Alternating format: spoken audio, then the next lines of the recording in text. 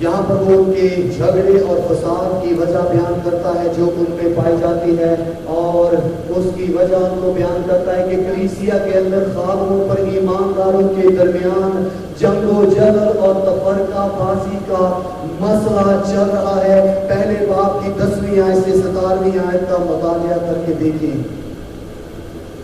اور جب ہم دیکھتے ہیں تو کیا ملتا ہے؟ وہ کہتا ہے کہ تم میں سے کوئی تو اپنے آپ کو پالوس کا کہتا ہے، کوئی اپولوس کا، کوئی کیفا کا، کوئی مسیح کا، اور یہ 4 گروپ ہمیں نظر آتے ہیں۔ ان چاروں گروپوں میں جنہوں نے پالوس کے وسیلہ سے مسیح کو قبول کیا وہ کہتے ہیں ہم تو پالوس کے چیلے ہیں۔ جنہوں نے اپولوس کے وسیلہ سے یسوع مسیح کا پیغام قبول کیا وہ کہتے ہیں ہم اپولوس کے ساتھ چلیں گے۔ جنہوں نے کیفا، ہو سکتا ہے کہ اس سے پہلے کہ شہنشاہ روم نے جب کلیسیا کو کیا ہے نکالا 70 عیسوی میں یسوع کی جب نبوت پوری ہوئی، اسرائیل کا وہ علاقہ جسے یروشلم کہتے ہیں، ہیکل سلیمانی برباد ہوئی، تمام تہس نہس ہو گیا، یسوع کا کلام پورا ہوگا اور یہودی ارد گرد کے علاقوں میں پھیل گئے، اپنا گھر بار چھوڑ دیا، تباہ و برباد ہوا سب کچھ، اور جو وہاں پر پہنچ گئے انہوں نے جب عید پینتیکوست کے دن جو جگہ بجگہ سے آئے ہوئے تھے پترس کے وسیلہ سے یسوع مسیح کا پیغام سنا تو 3000 سے زیادہ نے یسوع کو قبول کر لیا۔ وہ کہتے ہوں گے کہ ہم نے تو کیفا پترس سے مسیح کا پیغام سنا ہے۔ اور اس کے بعد 5000 کا واقعہ جو ہم پڑھتے ہیں کہ 5000 سے زیادہ کو یسوع مسیح نے سیر کیا۔ یسوع مسیح کی زمینی زندگی کے دوران بتھیرے لوگوں نے نہ صرف شفا پائی بلکہ شخصی طور پر اسے اپنا مسیح موت بھی قبول کر لیا، اور کچھ وہاں پر تھے جنہوں نے یسوع مسیح کو روبرو سنا تھا۔ تو 4 گروپ ہیں، چاروں کا جو مسئلہ ہے وہ آپس میں گفتگو کر رہے ہیں۔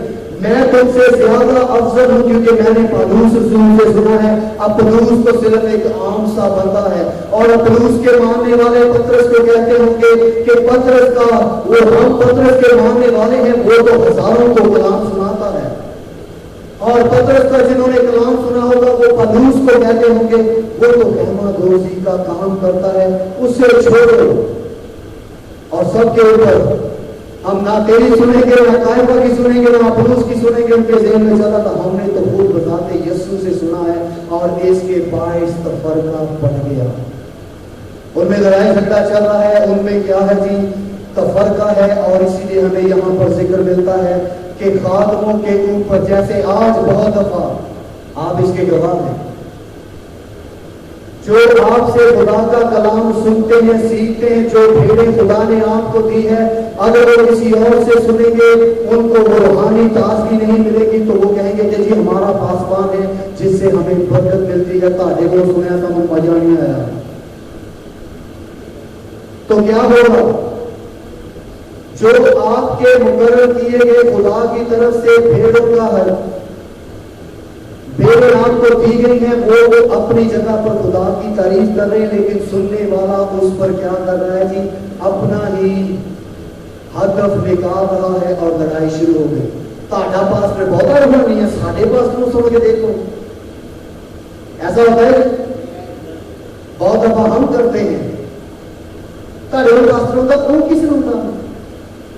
کیا کبھی اس نے آپ کو ریڈیمشن کے بارے میں، پروپیشیشن کے بارے میں، گلوریفیکیشن کے بارے میں، اور ایڈیفیکیشن کے بارے میں، اور اس کے بعد اس کے بارے میں، اس کے بارے میں بڑے بڑے تھیالوجی نے اپنا کرنے کے لفظ اجرا کے اگلے پریشان کر دیتے ہیں؟ وہ ساڑھے پانچ صاحب نے کبھی دسے ہی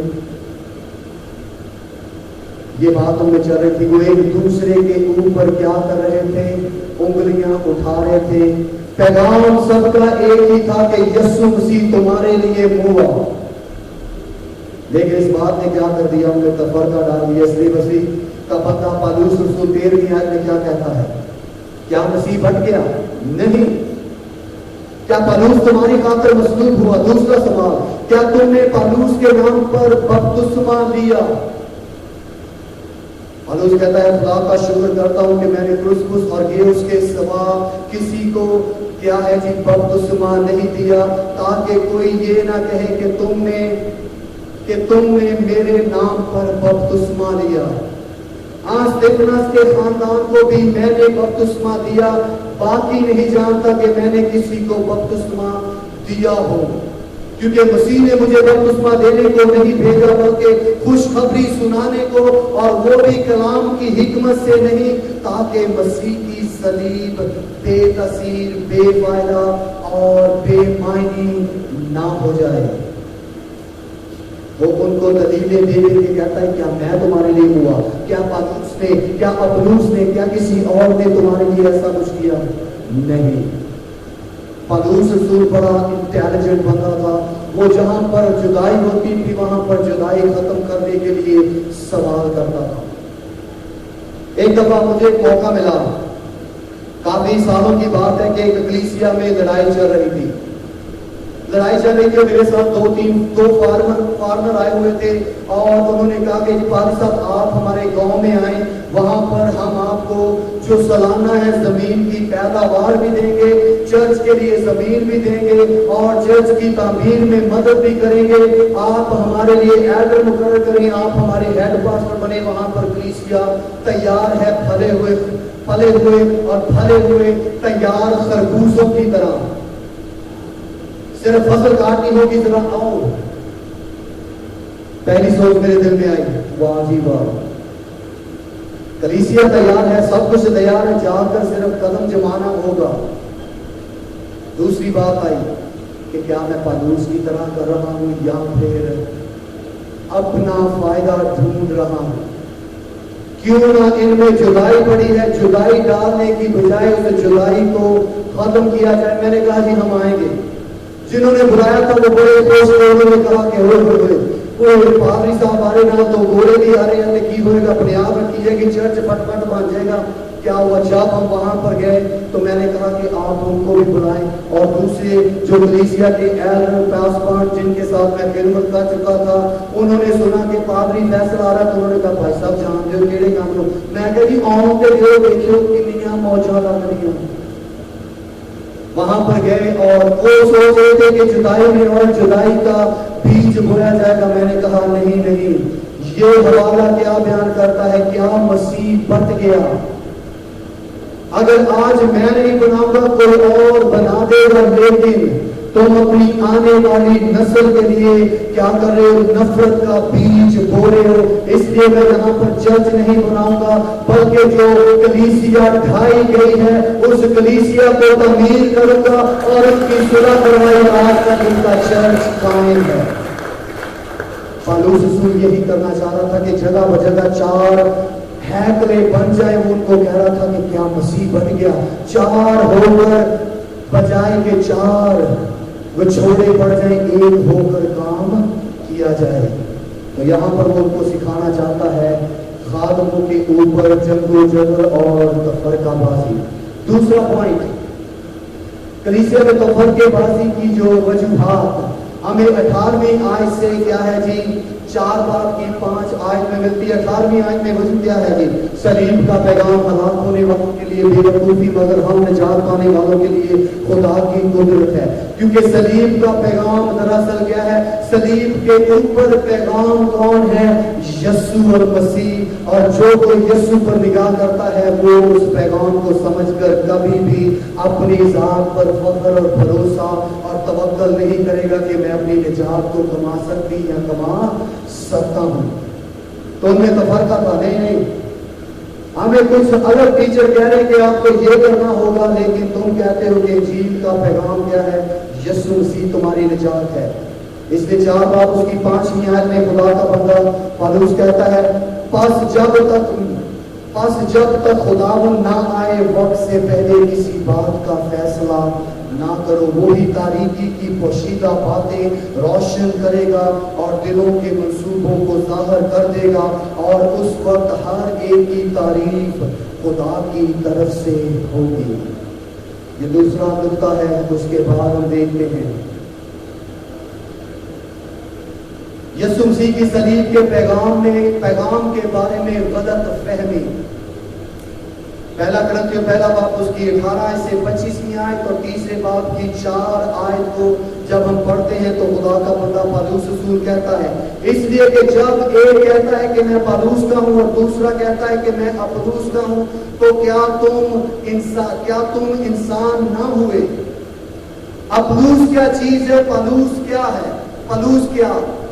خادم جن کے وسیلہ سے تم ایمان لائے، اور ہر ایک کی وہ حیثیت ہے جسے خداوند نے اسے بخشی۔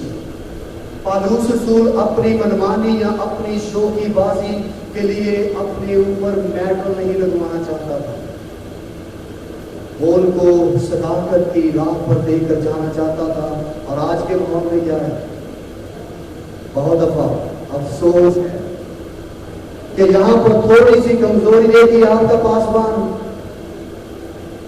وہ نہیں آئے، اچھا وہ نہیں آئے تو ایسے ہونا شروع کریں گے۔ پاسبان ہوتے ہوئے پاسبان کی کیا کرتے ہیں؟ ضرورت کو یا اس کی فکر کو کرنے کی بجائے کیا کرتے ہیں؟ جڑوں کو کاٹتے ہیں۔ اس لیے نہ پھر کلیسیا ادھر کی رہتی نہ ادھر کی رہتی ہے، تو پھر وہ کہتے ہیں جی جرا کیتا دلیر میں نہیں رہا دینے ساڑھے نال تے راتی کسی ہور نال بدلے ہو چلا کے سجنا۔ ایسا ہی ہوتا ہے، جو اپنے پہلے پاسبان کے ساتھ وفادار نہیں ہے وہ دوسرے کے ساتھ بھی وفادار نہیں رہے گا۔ پڑھ کے کلام دے دیں۔ اس لیے اپنی کلیسیا سے مسیح جیسی محبت کریں۔ پالوس رسول ان کو سکھا رہا ہے اور پالوس رسول نے ان کو کر کے دکھایا۔ اس کے بعد پہلا نقطہ، جب ہم پہلا کرنتھیوں پہلا باب اس کی 26ویں آیت سے 31ویں آیت تک پڑھتے ہیں، خدا کی حکمت اور بلاوا، ہر ایک کو اپنی اپنی خدمت کو پہچاننے کی ضرورت ہے۔ پالوس رسول کہہ رہا ہے، کرنتھس کی کلیسیا کی ہسٹری کو جب پڑھتے ہیں وقت نہیں ہے، بہت کچھ سیکھنے کو ملتا ہے کہ ان میں کن وجوہات سے اتفاق کی بنسبت نفاق کی بدلو آ گئی تھی۔ نفاق نے جگہ لینی تھی اتفاق کی جگہ، اس لیے وہ اپنے بلاوے کو بھول گئے۔ اور وہ ان کو کہتا ہے کہ یاد کرو کہ تم میں سے جو بلائے گئے ہیں وہ کیسے تھے۔ 26ویں آیت میں انہیں کہتا ہے کہ یاد رکھو، بلکہ اس بات سے واقف رہو کہ اے بھائی اپنے بلائے جانے پر تو نگاہ کرو کہ جسم کے لحاظ سے بہت سے حکیم، بہت سے اختیار والے، بہت سے اشراف نہیں بلائے گئے۔ اس لیے مجھے اپنی عزت کو کھونے کا ڈر نہیں ہوتا، کیونکہ میں پہلے ہی میری عزت ہے ہی نہیں تھی، اور اس لیے جب مسیح کے پاس آیا تو اس کے نام کی خاطر اگر کوئی بدنام بھی کر دے تو ٹینشن نہیں ہے، کیونکہ اس نے دنیا کے حقیروں، ناچیزوں، نکموں، بے وجودوں، ڈرگ ڈیلوں کو اور جادوگروں کو چن لیا کہ مسیح کا پیغام سنائے۔ پالوس رسول کو کہہ رہا اپنے بلانے پر، اگر تم کسی اور کو کہتے ہو خود پر نگاہ کرو۔ مسیح مصلوب کے پیغام میں روح القدس کی قدرت، جب ہم دوسرے باب کو پڑھتے ہیں تو وہ کہتا ہے اے بھائیو، جب میں تمہارے پاس آیا تو تم میں خدا کے بھید کی باتیں، تم میں خدا کے بھید کی منادی کرنے لگا، تو اعلیٰ درجے کی تقریر یا حکمت کے ساتھ نہیں آیا، بلکہ میں نے یہ ارادہ کر لیا تھا کہ تمہارے درمیان یسوع مسیح بلکہ مسیح مصلوب کے سوا کچھ اور نہ جانوں گا۔ پالوس رسول بہت سی زبانیں جانتا تھا۔ جب ہم فریسیوں کا مطالعہ کرتے ہیں تو اسرائیل میں جو فریسیوں کو دیکھتے ہیں تو فریسی ٹوٹل 6000 ہوتے تھے۔ ان 6000 فریسیوں میں اگر کوئی فریسی مر جاتا تھا تو نئے کا جب الیکشن ہوتا تھا سب سے پہلے اس کے باپ کو، اس کے دادے کو فریسی ہونا ضروری تھا۔ اس کے بعد اس کا قول، فعل، کردار اور شریعت سے ایسے اس کی واقفیت ہونی چاہیے تھی کہ اگر اس سے کوئی سوال کرتا تھا تو اسے فٹ سے 5 کی 5 کتابوں کا نچوڑ بیان کرنا ہوتا تھا اور اس کی تعلیم بہت زیادہ ہوتی تھی. اور جب ہم تاریخ کا مطالعہ کرتے ہیں تو پالوس رسول واحد ینگ فریسی ہے جو ان 6000 فریسیوں میں سے ایک فریسی تھا جس کا باپ بھی فریسی تھا, وہ خود بھی فریسی ہوا, وہ مالدار بھی تھا اور وہ بنیامینی قبیلے سے تھا اور اس نے شریعت کو پورا کیا ہوا تھا. اور اس کے علاوہ وہ ٹاپ اسکول میں جو یروشلم میں پایا جاتا تھا گیملیل کے ہاتھ کے نیچے اس نے تعلیم لی ہوئی تھی. فریسی ایسے نہیں بن جاتے تھے جیسے افسوس سے کہنا پڑتا ہے بہت دفعہ لوگ یہ بات کہتے ہیں. فریسی بہت مشکل سے کوئی بنتا تھا. آپ کو یاد ہوگا وہ, چلے چھوڑے اس بات کو, خدا کا پاگل کہہ رہا ہے کہ نہیں یہ بات کرنے کی ضرورت نہیں ہے. وہ کہتا ہے کہ میں تمہارے پاس جب آیا تو اعلیٰ درجے کی تقریر نہیں لے کر آیا بلکہ پیغام لے کر آیا, حالانکہ وہ معلوموں میں اعلیٰ قسم کا معلم تھا. پالوس جیسے بہت کم نوجوان ہمیں ملتے ہیں. تیسرا نقطہ, خدا کی وہ پوشیدہ حکمت کا بھید ظاہر کیا گیا ہے. پہلا گرنتھیوں 2 باب اس کی 6 آیت سے جب ہم 12ویں آیت تک پڑھتے ہیں, وہ کہتا ہے پھر بھی کاملوں میں ہم حکمت کی باتیں کہتے ہیں لیکن اس جہاں کی نہیں اور نہ اس جہاں کے نیست ہونے والے سرداروں کی حکمت